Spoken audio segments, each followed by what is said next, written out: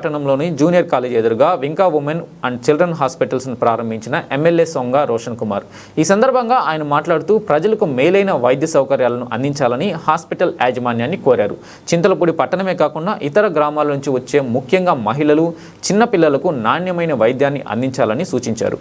అంతేకాకుండా హాస్పిటల్ యాజమాన్యాన్ని అభినందించారు. ఈ కార్యక్రమంలో ఆయన యాజమాన్యాన్ని అన్ని సౌకర్యాలు అందుబాటులో ఉన్నాయని అడిగి తెలుసుకున్నారు. ఈ కార్యక్రమంలో హాస్పిటల్ డాక్టర్స్ దుర్గా ప్రసాద్, అచ్యుత మరియు తెలుగుదేశం నాయకులు, జనసేన నాయకులు, బీజేపీ నాయకులు, హాస్పిటల్ సిబ్బంది తదితరులు పాల్గొన్నారు.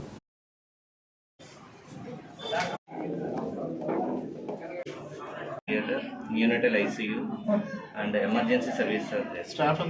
Staff now we have hired only 5 sir, but within 1 month span we will hire around 10.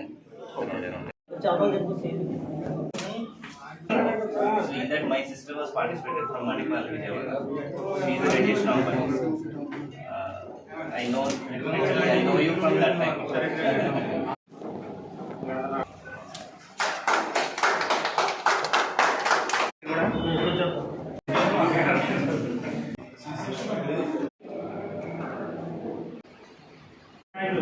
అన్నా అవును తమ్ముడు